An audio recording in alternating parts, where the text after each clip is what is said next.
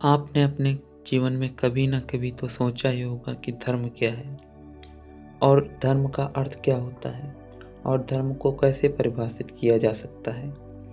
तो हम आज आपको बताएंगे कि धर्म क्या है, धर्म का अर्थ क्या होता है और इसकी परिभाषा क्या होती है।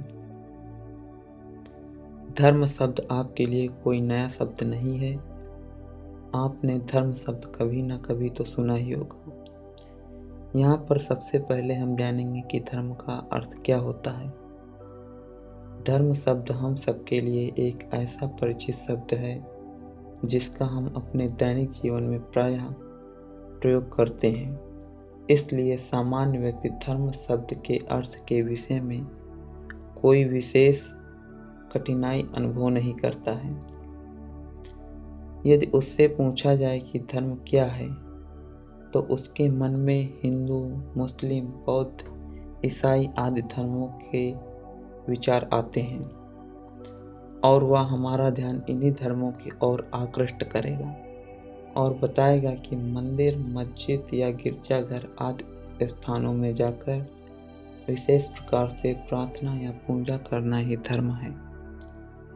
साधारण व्यक्ति जब धर्म शब्द सुनता या पढ़ता है अथवा स्वयं धर्म शब्द का प्रयोग करता है तो प्रायः उसके मन में किसी विशेष उपासना स्थल में जाकर विशेष प्रकार से पूजा करने वाले व्यक्तियों, जन्म, नामकरण, विवाह, मृत्यु आदि महत्वपूर्ण अवसरों पर संपन्न किए जाने वाले कृत्यों या अनुष्ठानों तथा विशेष प्रकार से वस्त्र पहने हुए ऐसे व्यक्तियों का चित्र उभरता है जिन्हें हम साधु या संत कहते हैं। इस प्रकार हमें पता चलता है कि साधारण व्यक्ति धर्म शब्द को कुछ विशेष बाहरी वस्तुओं, भवनों, पुस्तकों, व्यक्तियों तथा प्रार्थना या पूजा पाठ संबंधी कर्मकांडों से ही जोड़ता है।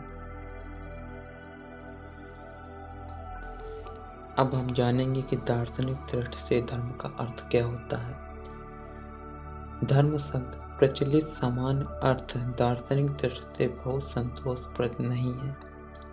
फिर भी यह स्वीकार करना पड़ेगा कि इसमें आंशिक सत्य अवश्य विद्यमान है। यह सर्वविदित तथ्य है कि विशेष उपासना स्थल, पवित्र ग्रंथ, प्रार्थना अथवा पूजा पाठ संबंधी कर्मकांड अथवा अन्य धार्मिक अनुष्ठान धर्म के महत्वपूर्ण अंग माने जाते हैं, जिन्हें हम धर्म का बाह्य पक्ष कह सकते हैं। सामान्य व्यक्ति धर्म के बाह्य पक्ष को अधिक महत्व देते हैं और इसी आधार पर धर्म को अन्य सभी विषयों, विचारों तथा सिद्धांतों से अलग करता है। ऐसी स्थिति में धर्म का अर्थ स्पष्ट करने के लिए उसके इस बाह्य पक्ष की उपेक्षा नहीं की जा सकती। प्रायः सभी धर्मों में धर्म का यह बाह्य पक्ष अनिवार्यता विद्यमान रहता है, जिसके कारण सभी धर्मों को एक दूसरे से अलग किया जा सकता है और सभी धर्मों के अनुयायियों को अपने आप को अन्य सभी धर्मों के अनुयायियों से भिन्न मानते हैं। इससे साफ साफ स्पष्ट दिखाई देता है कि विभिन्न धर्मों के कर्मकांड संबंधी बाह्य पक्ष में काफी भिन्नता होती है, जो उन्हें एक दूसरे से अलग करती है और उनके अनुयायियों में आपसी द्वेष तथा संघर्ष का प्रमुख कारण बनती है। परंतु इसके साथ ही हमें यह भी याद रखना चाहिए कि धर्मों में भिन्नता होने के साथ साथ सभी धर्मों के लिए एक ही शब्द का उपयोग होता है, जिसे हम धर्म शब्द के नाम से जानते हैं।